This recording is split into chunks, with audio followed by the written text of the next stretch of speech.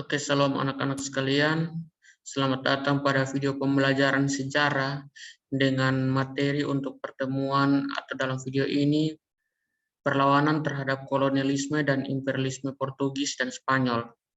Nah, perlawanan terhadap kolonialisme dan imperialisme Portugis dan Spanyol yang dimaksud di sini ada tiga, yakni yang pertama itu perlawanan Ternate melawan Portugis, yang kedua perlawanan Demak melawan Portugis di bawah pimpinan Fatahillah.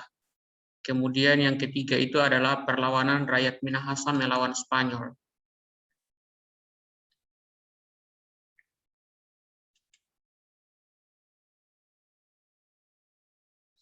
Baik, sebelum berbicara lebih lanjut mengenai materi tersebut, terlebih dahulu kita lihat tujuan dan materi pembelajaran, barulah kita mulai pada pembahasan materi. Yang pertama, tujuan pembelajaran. Setelah kegiatan pembelajaran ini, kalian diharapkan dapat menganalisis strategi perlawanan bangsa Indonesia terhadap penjajahan bangsa Portugis dan Spanyol sampai dengan abad ke-20, serta menyajikan cerita sejarah perlawanan bangsa Indonesia menghadapi bangsa Eropa. Nah, dari tujuan pembelajaran tersebut, maka materi pembelajarannya yakni yang pertama, perlawanan rakyat Ternate melawan Portugis. Yang kedua, perlawanan rakyat Demak melawan Portugis di bawah pimpinan Fatahillah. Yang ketiga, perlawanan rakyat Minahasa melawan Spanyol. Oke, yang pertama itu perlawanan rakyat Ternate melawan Portugis. Latar belakang perlawanan, yang pertama penurunan dan pengasingan Raja Tabarigi yang berkuasa tahun 1523 sampai 1535. Jadi awal kedatangan Portugis ke Ternate tahun 1512 itu mulai menanamkan kekuasaannya di Ternate dan mulai bertindak sewenang-wenang. Awalnya hubungan Ternate dan Portugis itu sangat baik, tetapi lama-kelamaan maka tujuan utama yaitu memonopoli rempah-rempah mulai ditunjukkan oleh Portugis. Yang pertama itu dengan menurunkan Raja Tabarigi. Jadi Raja Tabarigi itu Raja Ternate yang berkuasa tahun 1523 sampai 1535. Di Raja Tabarigi ini diturunkan dan diasingkan Portugis ke Goa dan dipaksa untuk murtad, pindah agama ya. Jadi dia itu dikristenkan oleh Jordão de Freitas dengan menggunakan nama baptis Dom Emmanuel. Kemudian pada tahun 1545 itu Raja Tabarigi meninggal pada saat ketika mereka memeriksanya di Goa dan dikembalikan ke Ternate untuk menduduki tahta karena tidak mendapat kesalahan, maka dalam perjalanan pulang dia itu meninggal. Yang berikut, penolakan Sultan Hairun terhadap pernyataan Gubernur Dere Muskita. Jadi pernyataannya itu yang pertama itu menyerahkan Ambon, kemudian yang kedua itu memonopoli perdagangan, yang ketiga itu pembatasan dan pencegahan kapal-kapal dagang lain selain Portugis. Jadi dalam hal ini Portugis hendak melakukan monopoli perdagangan atau perdagangan tunggal. Yang berikut itu jalannya perlawanan di bawah pimpinan Sultan Hairun. Jadi akibat dari ditolaknya pernyataan tersebut, maka Portugis menangkap Sultan Hairun. Dan juga Portugis menangkap karena Sultan Hairun itu tetap membiarkan kapal-kapal dagang dari Aceh, dari Persia, dari Gujarat, Demak, Gresik untuk berdagang di Ternate. Ya, dalam hal ini sebagai bentuk aksi penolakan terhadap poin ketiga pernyataan Gubernur de Muskita ini. Jadi kemudian Portugis menangkap Sultan Hairun namun dibebaskan. Kemudian Gubernur de Muskita ini menggunakan cara licik dengan mengajak Sultan Hairun untuk berunding. Berunding dalam hal ini untuk perjanjian damai. Nah, setelah perundingan damai tercapai, maka pada keesokan harinya itu Sultan Hairun ditangkap dan dibunuh dalam benteng Castella. Itu tepatnya tanggal 28 Februari 1570. Jadi perundingan damai itu terjadi pada tanggal 27 Februari 1570, sementara keesokan harinya tanggal 28 Februari 1570 dalam acara perayaan akan tercapainya perjanjian damai tersebut. Maka dalam salah-salah acara itu Sultan Hairun ditangkap dan dibunuh.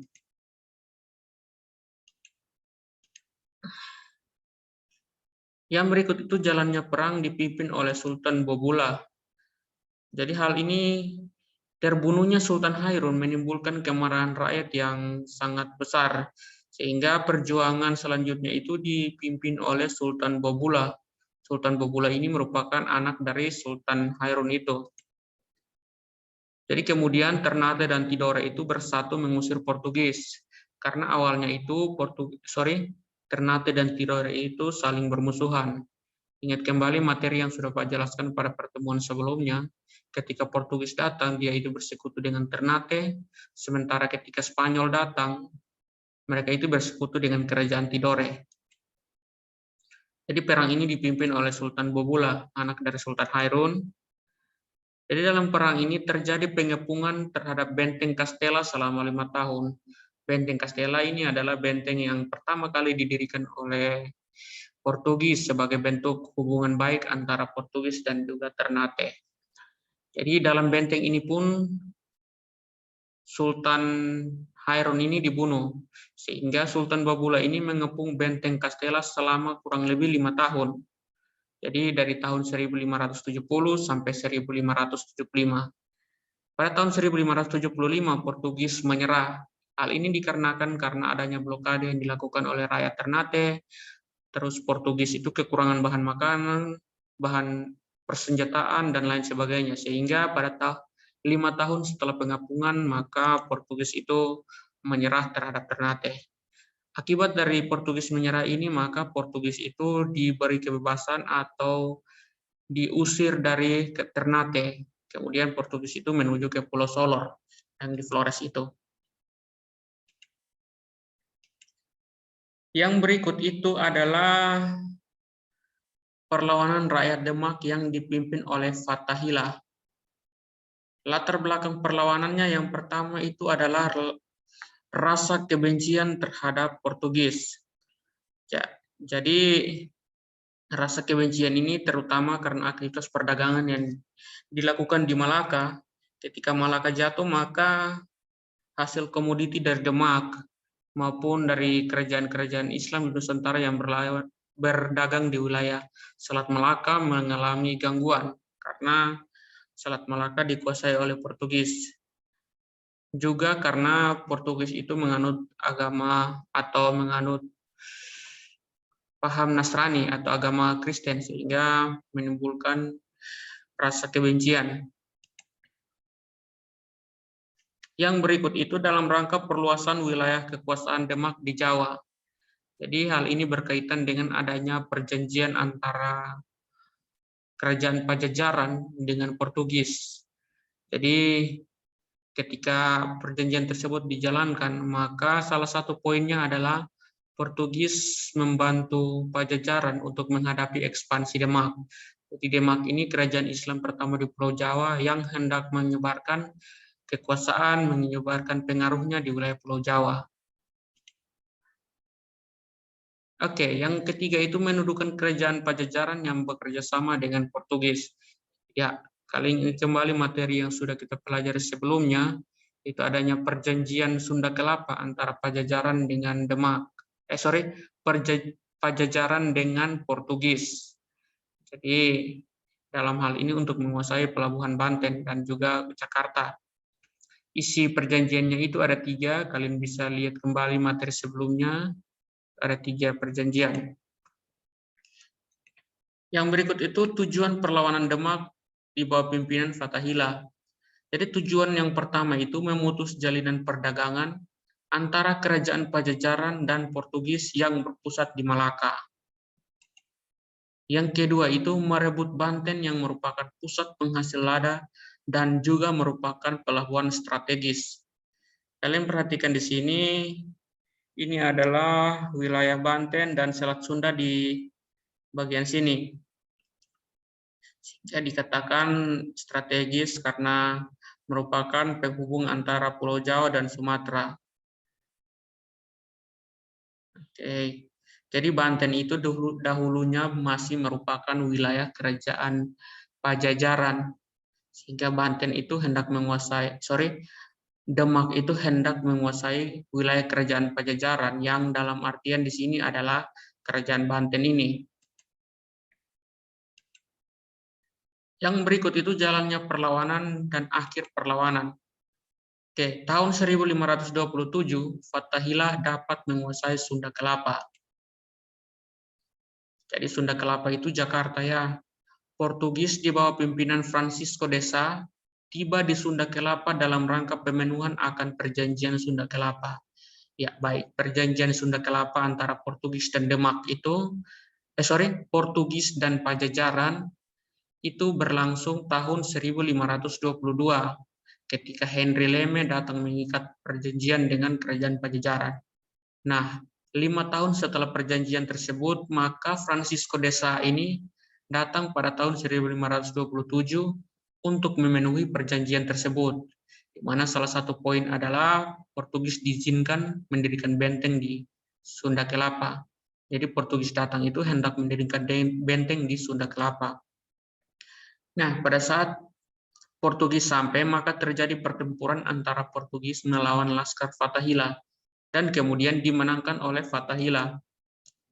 Sehingga Portugis terusir dari wilayah Sunda Kelapa atau Jakarta sekarang itu. Maka kemudian tanggal 22 Juni 1527, nama Sunda Kelapa itu diganti menjadi Jayakarta, yang berarti kemenangan besar atau kemenangan yang berarti. Oke, ini adalah Fathahillah, pemimpin perang Demak melawan Portugis, dan ini adalah ilustrasi perang di wilayah Sunda Kelapa.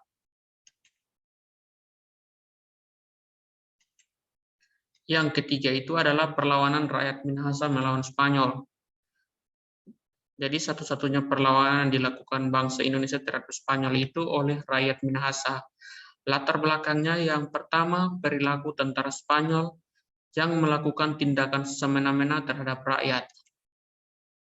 Yang kedua itu perbuatan senonoh terhadap perempuan atau perbuatan tidak baik terhadap perempuan. Yang berikut, yang ketiga ini pemukulan terhadap salah satu pemimpin rakyat di wilayah Tomohon. Jadi puncak dari ketidakpuasan rakyat Minahasa terhadap Spanyol ini terdapat pada poin ketiga ini. Jadi pada saat tentara Spanyol itu memukul pimpinan rakyat yang notabene sangat dihormati oleh rakyat, maka rakyat merasa bahwa harkat dan martabatnya itu telah diinjak-injak, sehingga mereka melakukan perlawanan.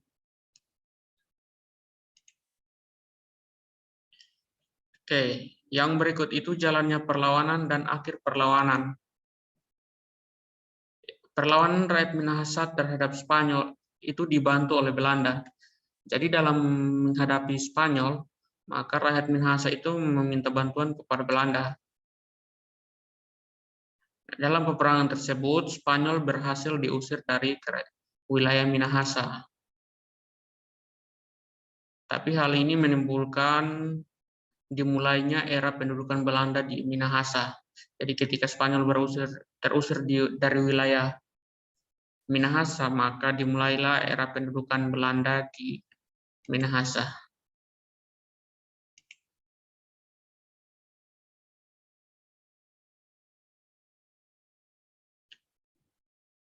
Oke, materi hari ini atau dalam pertemuan video pembelajaran kali ini cukup sampai sekian.